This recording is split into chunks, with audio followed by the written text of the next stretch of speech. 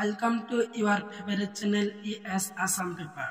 তো আজি তোমালোকৰ আগত লৈ আহিছো BA সেকেন্ড সেমিস্টাৰৰ সাবজেক্ট হিষ্টৰীৰ কোৰ কোৰ্সৰ অতি সম প্ৰশ্ন উত্তৰ আলোচনা কৰিম ইউনিট 1 তো তোমালোকৰ ইউনিট 1 চাৰিটা টপিক দিয়া আছে তো চাৰিটাৰ ওপৰত কোশ্চেন আনসাৰ আলোচনা কৰিম তো কোশ্চেন বিলাক তোমালোকে চাই লোৱা কোশ্চেন আনসাৰখিনি কোশ্চেন নম্বৰ 1 তাৰিখ মানে কি মই জাস্ট তোমালোকক क्वेश्चन কৈ দি আছো আৰু তোমালোকে आंसर কিনে তোমালোকে চাই লবা নহলে স্ক্ৰিনশট মাৰি লবা আৰু क्वेश्चन নম্বৰ 2 মোহাম্মদ বিন মনসুৰৰ আন এক উল্লেখযোগ্য ৰচনা আবদ আল হাৰব বা লো চৰ্চা কোন গৰাকী সুলতানৰ নামত উৎসৰ্গিত আৰু क्वेश्चन নম্বৰ 3 মোহাম্মদ গৌৰীৰ আক্ৰমণ আৰু দিল্লীৰ সুলতান জাহিৰ প্ৰতিষ্ঠাৰ বিষয়ে আন এক উল্লেখযোগ্য ৰচনা তাজউল মাসিৰ কাৰ ৰচনা আৰ কোশ্চেন নাম্বাৰ 4 তবাকত ই নাসিৰ কাৰ ৰচনা তো তোমালোকৰ চাৰিটা কোশ্চেন কৈ দিলো আৰু আনসাৰ খিনি তোমালোকে স্ক্ৰিনশট মাৰি লবা নহলে বহিত লিখি লবা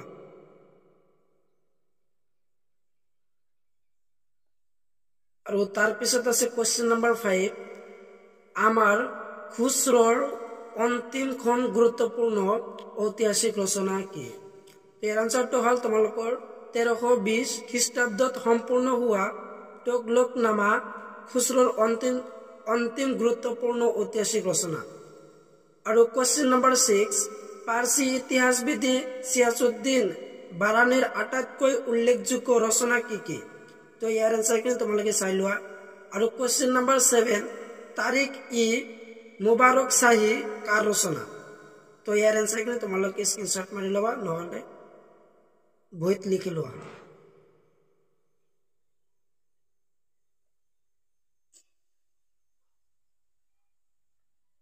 আৰু তাৰ পিছত আছে কোশ্চেন নম্বৰ 8 সুলতান ফিৰোজ শাহ তুগলকৰ ব্যক্তিগত জীৱনীখনৰ নাম কি তো ইয়াৰ আনসাৰখিনি তোমালোকে চাই লোৱা আৰু কোশ্চেন নম্বৰ 9 বাখাৰ কি ইয়াৰ আনসাৰখিনি তোমালোকে চাই লোৱা আৰু কোশ্চেন নম্বৰ 10 বাখাৰ ৰচনাৰ পৰম্পৰা প্ৰকৃততে বিস্তৃত ৰূপত কেতিয়াৰ পৰা আৰম্ভ হৈছিল আৰু কোশ্চেন নম্বৰ 11 সবাহত বাখাৰ আৰম্ভণি কি আৰু কোশ্চেন নম্বৰ 12 কোনে কেতিয়া প্ৰথম সবাহত বাখাৰ ইংৰাজী অনুবাদ কৰিছে তো ইয়াৰ আনসাৰটো হ'ল 1880 চনত জগন্নাথ লক্ষ্ণৌ মানকাৰে প্ৰথম সবাহত বাখাৰ ইংৰাজী অনুবাদ কৰিছে আৰু কোশ্চেন নম্বৰ 13 মধ্যযুগৰ বিষয়ে জনাৰ ক্ষেত্ৰত প্ৰথম উৎস হিচাপে পুথিখনৰ নাম কি ইয়াৰ আনসাৰখিনি তোমালোকে চাই লোৱা আৰু কোশ্চেন নম্বৰ বিশ্ব ভ্ৰমণকাৰী বুলি কাক কোৱা হয়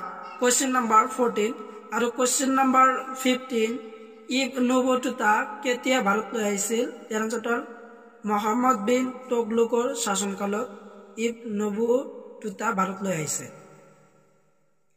আৰু কোশ্চেন নম্বৰ 16 ৰিহুল্লাহ কিতাব উল ৰিহুল্লাহ নামৰ পুথিখনৰ লেখক কোন ইয়াৰ আনসাৰখিনি তোমালোকে চাই লোৱা আৰু কোশ্চেন নম্বৰ 17 আল বেৰুনিকৰ লোক আছিল ইয়াৰ আনসাৰ হ'ল বৰ্তমানৰ উজবেকিস্তানৰ লোক আছিল আল বেৰুনি আৰু কোশ্চেন নম্বৰ 18 আল বেৰুনি কেতিয়া ভাৰতলৈ আহিছিল আৰু কোশ্চেন নম্বৰ 19 আল বেৰুনিৰ ভাৰত সম্বন্ধীয় কিতাপখনৰ নাম লিখা ইয়াৰ আনসাৰটো হ'ল কিতাব উল হিন্দু আৰু কোশ্চেন নম্বৰ 20 বাৰ্নিয়াৰ কোন আছিল আৰু কোশ্চেন নম্বৰ 21 কিতাব উল আসিনী নামৰ পুথিখনৰ লেখক কোন কোশ্চেন নম্বৰ 22 তাজ উল মাসিৰ লেখক কোন আছিল আৰু 23 কোশ্চেন নম্বৰ তাবাকাত ই নাসিৰৰ লেখক জন কোন আৰু কোশ্চেন নম্বৰ 24 আমিৰ খুসৰো কোন আছিল আৰু কোশ্চেন নম্বৰ 25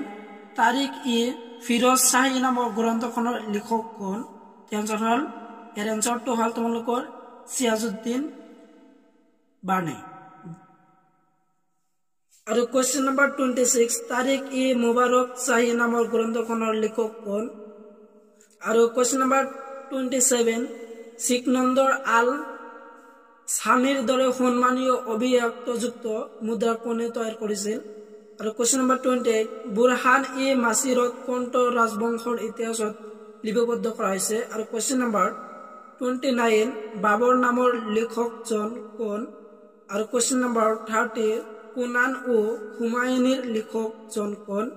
আৰু কোৱেশ্চন নম্বৰ 31 হুমায়ুন নামৰ লেখকজন কোন? এনসাৰটো হল বাবৰ জীয়ৰী গোলবদন বেগম।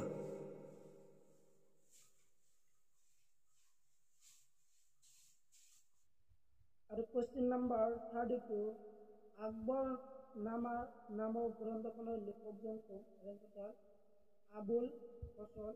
আৰু কোৱেশ্চন নম্বৰ 33 তাবাকত ই আকবৰী লেখকজন কোন? কোৱেশ্চন নম্বৰ 34 ইকবল নামার লেখকজন কোন? কোয়েশ্চন নাম্বার 35 শাহজাহান নামার লেখকজন কোন?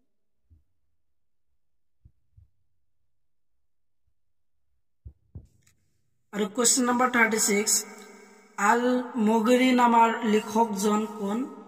কোয়েশ্চন নাম্বার 37 নুসখাহ ই দিলকুশার লেখকজন কোন? কোয়েশ্চন নাম্বার 38 ফুতুহাত ই আল মুগরির লেখকজন কোন? আর কোয়েশ্চন নাম্বার 39 হুববাত তারিখর লেখকজন কোন? আর কোয়েশ্চন নাম্বার 40 আকবর শাহী শ্রীনগর দর্পণ নামৰ গ্ৰন্থখনৰ লেখকজন কোন? আৰু তাৰপিছত আছে কোয়েশ্চন নাম্বাৰ 41 সুজান চিৰিত মহাকাব্যখনৰ লেখকজন কোন? এৰ আনসাৰটা হল চন্দ্ৰশেখৰ। আৰ কোয়েশ্চন নাম্বাৰ 42 তাৰিকি আলফি নামৰ গ্ৰন্থখনৰ লেখকজন কোন? আৰ কোয়েশ্চন নাম্বাৰ 43 তাৰিকি বাংলা নামৰ পুথিখনৰ লেখকজন কোন আছিল? আনসাৰটা হল সেলিমুল্লাহ আছিল এই পুথিখনৰ লেখক। আর কোয়েশ্চন নাম্বার 44 আকবরের রাজসভার অর্থনীতিবিদজন কোন আছিল? এর আনসারটা হল আবুল ফজল। আর কোয়েশ্চন নাম্বার আর হেকর কোয়েশ্চন নাম্বার 45 পালাম বাউলি লিপি কোনে রচনা করেছিল? আনসার হল পণ্ডিত যোগেশ্বৰ। তো এই আছিল তোমালোকৰ কোয়েশ্চন। আজিৰ ভিডিও এখানে আছে। সম্পূৰ্ণ ভিডিও চাই থকাৰ বাবে তোমালোকক ধন্যবাদ।